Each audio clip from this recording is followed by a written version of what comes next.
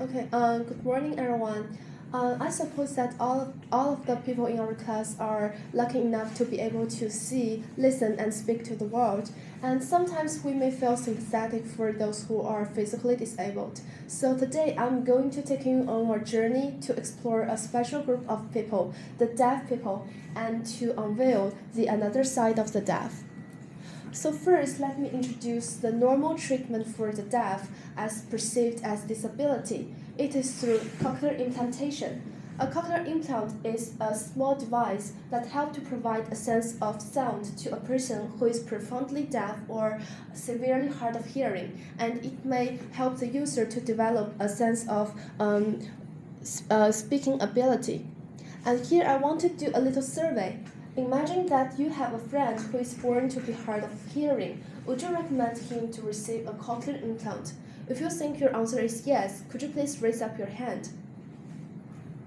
Okay, I think like most people in our class think the answer is yes. However, is the cochlear implant always in the best interest of the deaf? Like we normal people may think the answer is yes, but for the deaf people themselves, they may not think so. And this is the another side of the deaf.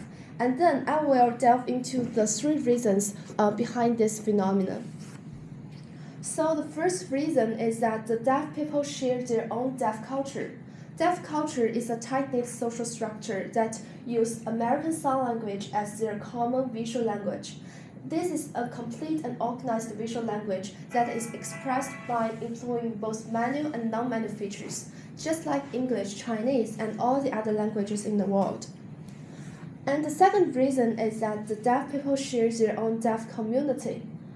The deaf community does not regard itself as a disability group that should be medically cured. Instead, they think deafness is a difference that does not mean a deficiency in hearing, but a kind of minority characteristic.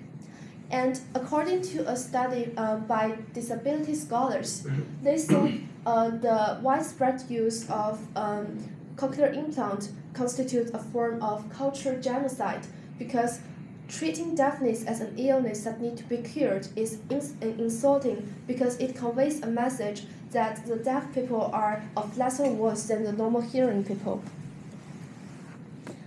And the third reason is that the deaf people share a deaf identity. They think there is an intrinsic value in being deaf, and they view deafness as a defining feature of identity and an essential component of personhood. And they always compare it with other characteristics central to identities like race, gender, or sexual orientation. For example, we all agree that the whites have an easier time than the blacks in our society, but the black person won't undergo operations to become white. So this is the same case with the deaf. So what is the underlying causes of the problems of discrimination against deaf and other disabled people in our society? The disability scholars think the problem lies in the society's failure to accommodate all its members. And the solution to the problem is not merely modify the person with the physical difference, but to make social, educational, and education accommodations to ensure the fully participation of all its members. So deafness is not disabling in a society that appreciates difference.